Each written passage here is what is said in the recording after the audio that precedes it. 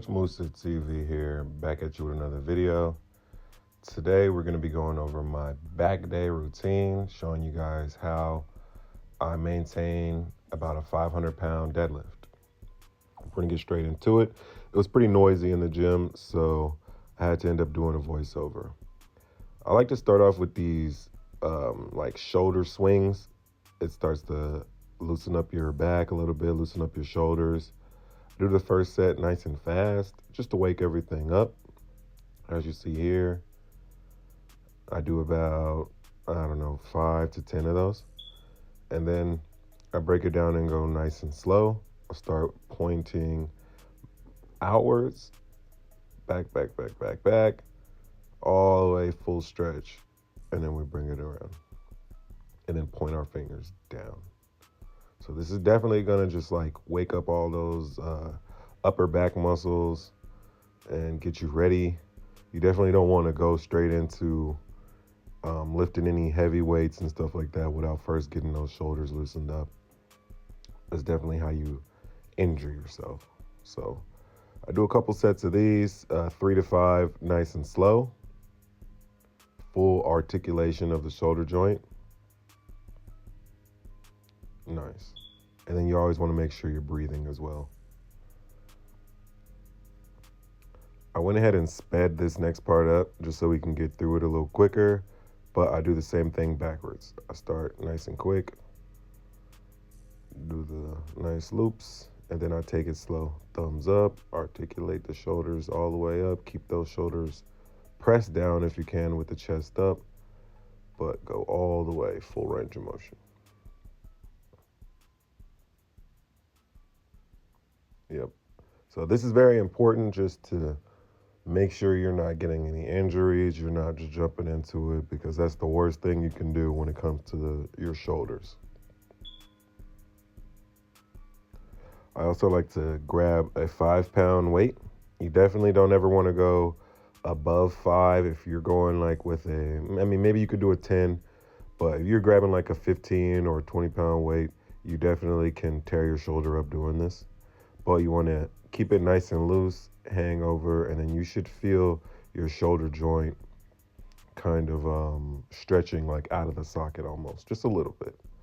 Nothing too crazy. The 2 fingers, I believe, helps keep that arm in line. As you can see, my arm is a little stiff, but it definitely loosens up that shoulder. And then we also do the rotations inwards, keeping that posture, articulating that elbow joint. And then we go full swing, articulate that shoulder joint one last time. And again, I'll just speed it up so I can do the other side.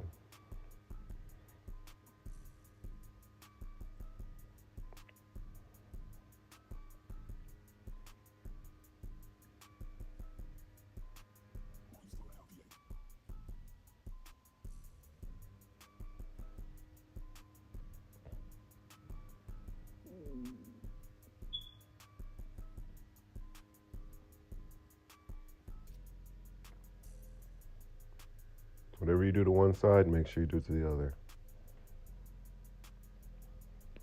All right, moving on. We go to find ourselves a nice bar we can hang on. Preferably, you can find one that you can still stand. If not, you can, don't worry about it. You can just elevate your feet, put something under, stand on something so that you're not pulling too hard. We mainly want to press our shoulders apart. And you see there, all right, I'm gonna press my shoulders backwards. I'm also pushing them down. And then I use just a little bit of tension in my shoulders to elevate myself slightly. We're still just loosening up the shoulder joints, so don't go too crazy, don't go too fast. This video is sped up a bit at this point. Just doing one more set of those, just articulating my shoulders all the way, making sure they're fully ready and good to go before I start lifting. Super important. All right, good. Moving on. So we can hop right into the actual workout. I like to find a nice seated vertical row machine. We always start with like a low weight. There's probably only 30 pounds on there. I put that on just so I can feel the full range of motion. Everything's good to go. Now that I've established that, I'll go ahead and find me a nice working weight. I think here um, I only started with about 45 pounds. And then the first set I do after that, like preemptive set, I almost want to do like a burnout set where I'm just gonna crank out as many as possible. You don't want to overdo it, but just go ahead and hit as many as you want. Go slow, go fast. We're still just, this is our first set, so we're just waking up our back still. We're making sure we're ready to go. I should do probably about 20. All right, so, and again, this exercise does allow you to work your lower back, your upper traps. I try to keep most of the pressure off of just your biceps. It's not necessarily an arm workout. You want to be targeting your back. So that's why I'm hinging forward at the hips a bit and pushing all the way back, or pulling all the way backwards. Super good.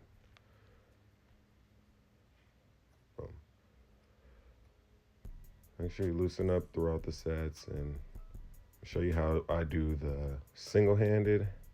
We want to lean all the way forward. We can put that right hand like somewhere near our pocket, our hip, and I want to pull back, engage my abs, and twist.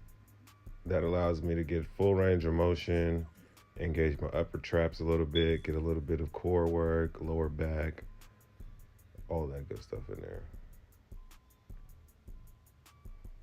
Super good. And make sure you're maintaining that breath. Just showing another angle. We see doing the other side. Same thing as you come forward. You want to rotate. You can practice keeping that hand up in like a guarding position if you're a martial artist, or just keeping it relaxed, not so tense. Boom. You want to definitely start low with these as well. Definitely start low.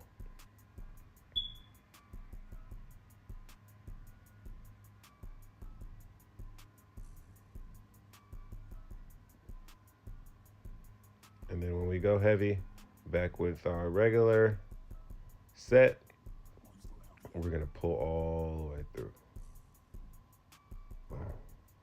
Notice I inhale as I lean forward. I exhale on the way back when I get back. Boom. Boom.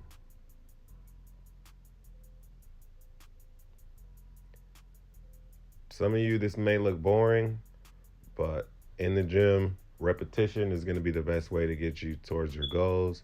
So the more boring the workout, honestly, the better in some of these senses. Just a quick tip, just wanted to reiterate this. When you're doing your grips, you do want to make sure your thumb is with the rest of your fingers. When you curl your thumb on the opposite side of the bar, it's going against the rest of your grip, and it does target your arms and biceps a little more, wrist extension, or your wrists, as opposed to giving most of that tension to your back muscles. And then just showing how it looks when you put a little bit heavier weight on there. I believe that's 90 pounds, 99 pounds. So when you do the one-handed with 99, or a higher weight, you want to make sure you're going slow. I'm not gonna rush it. I'm gonna get my breath. I'm gonna pull. Boom. One fluid motion. Don't rush it.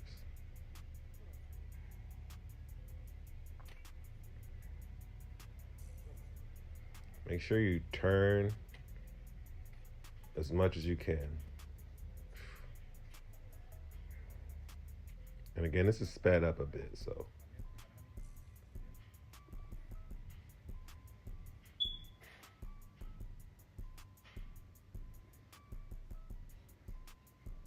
Ignore that fire alarm. I'm about to leave. And again, so here just showing how it looks when from another angle, just doing the regular sets. Notice my back is extending, pulling up, boom. Nice and slow. These are double time. And then this is how it looks to pull the full rack.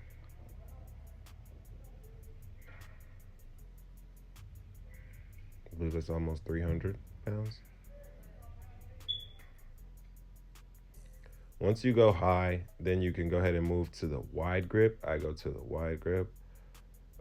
I didn't show you guys all 3 sets, but you can do as many sets as you like.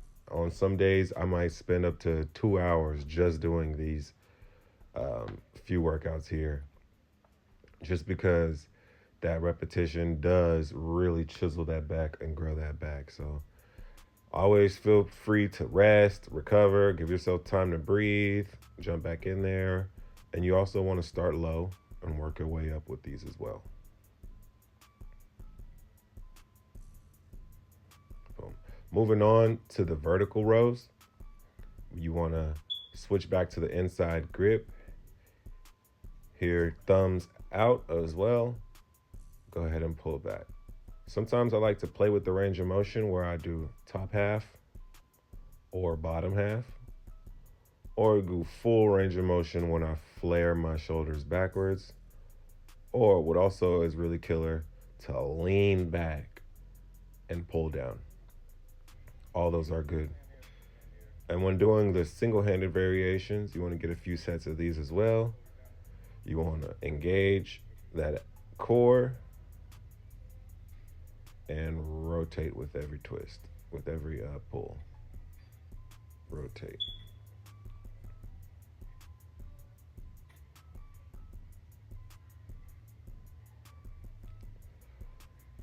It helps me just to rotate and to look in the direction I'm rotating as well. And just showing some working sets, how it looks. Just pulling regular. Also, one thing to point out, on a few of these sets I did, I felt a sharp pain in my elbow. You need to be able to lower the weight if it doesn't feel right. It's not about your ego. It's not about how if it doesn't feel right, lower the weight. It's not worth it to injure yourself just to look strong in the gym.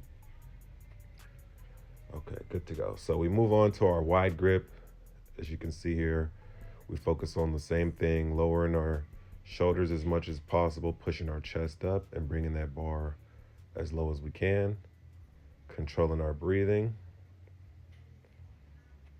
Beautiful. Take your adequate rest times, breathe, loosen up, catch your breath. If you have water, hydrate, all that good stuff.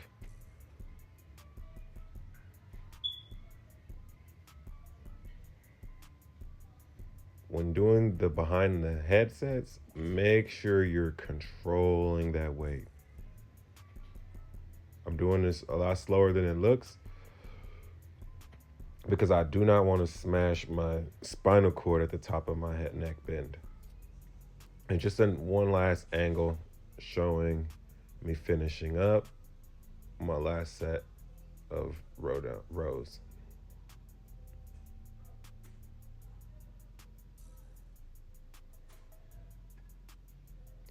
All right, so after spending as much time as you'd like there, I like to do a burnout set of deadlifts. Whatever is a comfortable weight where you can do a nice amount, go ahead and go there. I think I was trying to go to 20, but I ended up doing 18 because I'm dyslexic. I actually ended up having a little more in the tank, so I decided to do a final burnout set. As long as you can still maintain your form and get some volume out of your reps, then you still do have more in the tank. So go for it.